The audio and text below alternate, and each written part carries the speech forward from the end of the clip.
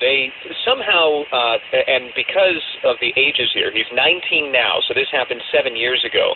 So when this, whatever this interaction that the feds had with him, or the knowledge they had about him being in the U.S. illegally, if it happened when he was a child, there's little chance that we would see, we being on the outside, would see any indication of that. And I went through the federal court system's computers and looked for his name, didn't find anything.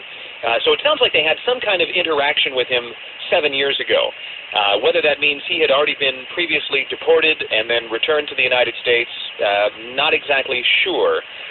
But typically, if somebody has this, what they call an immigration hold or a detainer placed against them in the booking system, which means ICE wants to get a hold of you, it generally means the feds, and specifically the immigration folks, have had some kind of prior interaction with the person.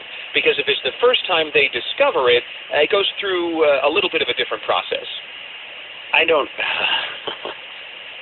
am so confused about this whole thing. How we now... Which part? Well, yeah. I mean, how are you supposed to do your job in terms of finding out whether or not this in a story where the immigration status would make a difference? And I'm not sure that it necessarily does in this case, because I mean, whether or not he was in the country legally or not doesn't change the fact that there was a 24-year-old grad student who was killed.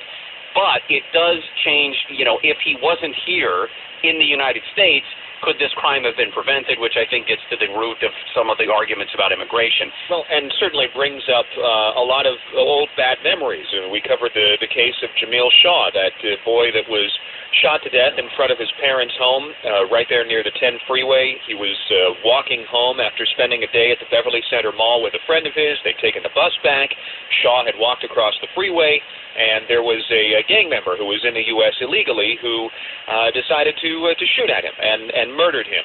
And Jamil Shaw's parents were not only devastated by the loss of their boy, but also infuriated by the fact that this person who did it, and who was ultimately convicted at a trial that I covered and sent away to, I believe, death row, was somebody who had been deported previously, and the police had him in custody shortly before the homicide, and had an opportunity to deport him, and for whatever reason it didn't happen. So, yeah, it does play into the public's reaction to a story like this, especially when there's always this tantalizing thought that, oh, well, maybe if something else had happened, this wouldn't have happened. And it's easy to go back and think about whether or not something might have stopped this murder.